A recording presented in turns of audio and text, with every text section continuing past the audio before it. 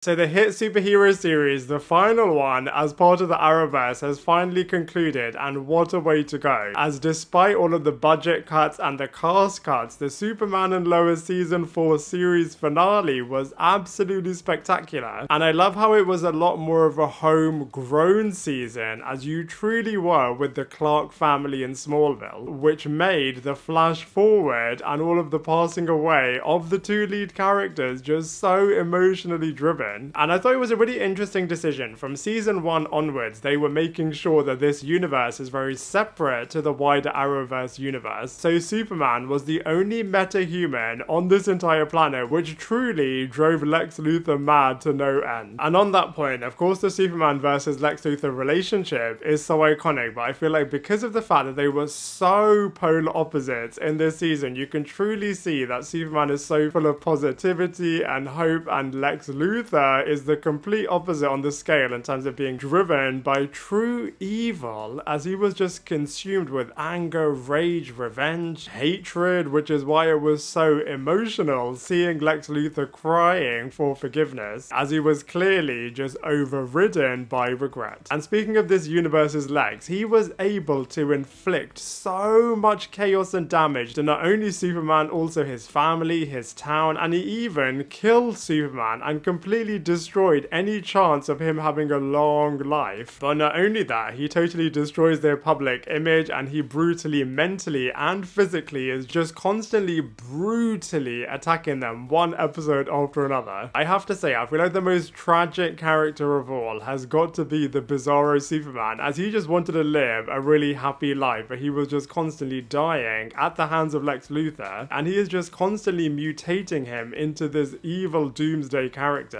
I mean, the way in which they just interpreted all of the villains across this entire series was really, really brilliantly done. But it was just so sad, especially as by the end, this Bizarro Doomsday hybrid just ultimately sacrifices himself for the universe. I guess because it was the final season, they were just able to kill off so many characters, including the leads who we see in the flash forward. As firstly, we tragically see that the cancer has returned for Lois Lane, but I thought it was at least nice that she was surrounded by her sons and by Clark in her final moments, and then Clark Kent is just really struggling, and then we get Krypto the dog entering the picture. The showrunners did say that having a dog on set is pretty tricky, but they did want to include Krypto, and I think this was the perfect way to do it. And I absolutely loved how they were showing that Superman was continuing fighting the good fight along with his sons and Natalie and John Henry as well. So this was kind of like the Superman family continuing. And speaking of the twins, we got to see them age up, and one of the people was actually Elizabeth Tulloch's real life husband, who was playing the grown-up version of Jonathan, which I thought was such a nice touch. And Clark Kent / Superman just had such a nice legacy, as he was surrounded by so many grandkids. So I feel like they ended this show in such a good way, and I'm so glad that they were able to do so, as it seemed as if they weren't going to, and it seemed as if they were going to end it on that cliffhanger in season 3 with Superman versus Doomsday. So I'm so glad that they got a proper farewell in the final season. So I have to say, Tayler Hoechlin was brilliant casting as both Superman and Clark Kent. I mean, he's such a cool guy in real life, which is such a testament to how strong he is as an actor, as he's able to play this innocent, sweet, positive Kansas guy. And I feel like everybody will remember that line in season 1 where he was like, "Oh, thanks, I'm glad you like my outfit, my mum made it for me." And I think Tyler's secret weapon is that he is able to evoke so much emotion, not only in that final flash forward sequence, but also all of his sequences with Lois Lane, with his kids, with his wider friends in Smallville. I feel like he was the heart and soul of this show in such a good way. And I loved how it was slightly different to the Superman that we saw in the Arrowverse alongside all of these other characters. As in that universe, there were loads of superheroes, whereas this time it's just him, Lois, and his 2 twin sons, and I just loved that family dynamic. And I feel like in a funny way, it kind of continues some certain storyline threads that they had started in Smallville, and also Lois and Clark with both Dean Cain and Terry Hatcher. I feel like they were able to pull certain storylines that we've seen in other iterations of Superman on TV. As much as I'm loving what Rachel Brosnahan is doing with Lois Lane in the DCU, I have to say I love what Elizabeth Tulloch was able to do in this series, as she is such a strong version of Lois Lane, and she just goes through so much. For example, the miscarriage, the cancer, the seeing her husband dying, and Lex Luthor, it just feels like he is after her blood this season, and I love how she is trying to hold it all together. And whenever she is acting really emotional on screen, similarly to Clark Kent, you are just able to feel all of it as you're so connected with these two leads. Alex Garfin, I thought was a really great new character of Jordan. I feel like you're also connected to this guy. He is a little bit of a bumbling fool in the beginning, and then when he gets superpowers, he is just driven to constantly prove himself, as I feel like he was always in Jonathan's shadow. And I feel like they could have pushed the storyline where Lois chose Jonathan a little bit more. I know it was obviously impulsive. She thought that Jordan couldn't look after himself because of his powers, but I just feel like Jordan has always felt like he is on the outside against Jonathan, which also made that sequence where he thinks Jonathan has died, when he is like, don't leave me. That sequence was so emotionally driven too. And I feel like certain superhero fans always feel like they are a little bit secluded and a little bit excluded, so I feel like Jordan was so relatable. I love what Michael Bishop was able to do with Jonathan Kent. It is a little bit of a shame that Jordan Elsass left the role, as he was equally really good in season 1 and 2. But Michael Bishop was also in the running to originally play Jonathan Kent, and I also think he looks very similar to Alex Garfin, so I feel like they really did look like actual twins. And speaking of emotional moments, I feel like you can totally feel Jonathan when he is super upset. Of course, Jordan's actions have led to the last opportunity of them getting Clark Kent's heart back being completely destroyed, and up until that point, he, ironically, was constantly feeling like he is on the outside, as both his father and his brother are the only one with superpowers and he hasn't got any, which is why I feel like his outburst was super emotional, and then suddenly he's got powers, and I just love the euphoric high that he then goes on. And I feel like in addition to this, because he was also not having powers for so long, he was obviously a lot closer to Lois Lane, and I feel like somewhat when they were growing up, she was always having Jonathan as her favorite. So when he did get powers, he was able to truly be the hero that people would typically associate with Superman, which I feel like also inflicted a lot of jealousy and rage inside Jordan. If they had more episodes, I would have loved to have explored that dynamic a little bit more. Michael Kudlitz was absolutely brutal as this universe's Lex Luthor. He was constantly after Superman, Lois Lane, Smallville. He did not stop. He was just constantly wanting to destroy everyone. And the irony is, he actually had people that were supporting him. For example, his daughter, his business partner. And if he had just let go of his ego, he truly could have had it all. But because he's so overridden with jealousy, anger, rage, hatred, that was never going to happen, as the only thing he wanted to achieve was to destroy Superman, destroy Lois Lane, destroy Smallville, and nobody was going to get in his way. Even though their screen presence was a lot more reduced, I feel like Lana Lang truly is the heart and soul from a Smallville perspective. And when she is trying to stand up to Lex Luthor, he also does not hold any punches with her and with the other people there. John Henry, of course, his suit was then pretty much stolen by Lex Luthor and turned into his own mech suit. I absolutely loved that final sequence where it's Superman versus Lex Luthor in this mech suit. I feel like they could have done a little bit more with that final sequence, as they were stuffing so much in that final episode in terms of the fight with Doomsday, the fight with Lex Luthor, the flash forward, Lana Lang's wedding. They did make it all work, but I feel like there was so much build up towards this mech suit being revealed. I feel like they could have ran an entire episode just on this mech suit, but I guess they were really limited. But that being said, all of the fight sequences where it is Superman versus Lex in this mech suit, it was done to perfection. Especially when Superman is just punching the suit one time after another, finally getting revenge on him attacking Superman, his wife, and his town as well. Natalie didn't have that much to do this season, but I feel like she was always supporting both of the twins, and I feel like I loved their little family dynamic. Similarly, Sarah wasn't in it that much, but I think it was pretty scary when there was somebody in their house that is almost going to kill Lana, and so Sarah was like, look, I just want to get out of Smallville and try something new. Kyle, I always thought there's goodness in him, and I think it was a nice final sequence that even though Lana has married John Henry, she was able to have a final dance with Kyle. I loved the character of Morgan Edge. I know he's in that other Bizarro universe now, but because of the fact that he was such a strong character in season 1, they could have at least mentioned him. Sam Lane, it was really sad when he passed away, but at least he was able to give his heart to Superman. And of course, because of the cast cuts and the budget cuts, they were just trying to destroy characters any way that they could. Love that Bruno Mannheim was back, and now the power has really changed in jail, as he is now able to control Lex Luthor. I would have loved a couple more sequences in Metropolis. I know that Lex Luthor and all of his business dealings were done over there for a couple of episodes, and of course Superman flew in there. Of course Lois Lane was having her podcast interview over there, but I would have just loved a couple more sequences in Metropolis, but I guess I just wanted to focus so much on the homegrown family base in Smallville, and I wish that we would have seen a couple more sequences with the twins in their own Superboy suits. I think at least we got one frame of it, but I wish we could have at least seen a couple more episodes in it. So overall, I absolutely loved Superman and Lois as an entire 4-season package, such a special show. And even though every single season they had a lot of things not going for them, for example being set during the pandemic and then having loads of changes from a leadership point of view at Warner Brothers and DC, and when it seemed as if they were going to conclude everything with that doomsday cliffhanger at the end of season 3, I'm glad that we at least got a final season. Even though the episode count was reduced, even though the budgets were reduced, even though the cast were reduced, I do think that the showrunners were able to truly pull it out the bag and create a really satisfying conclusion to everything that we had seen so far. And so for all of those reasons, I'm going to give Superman and Lois a solid 8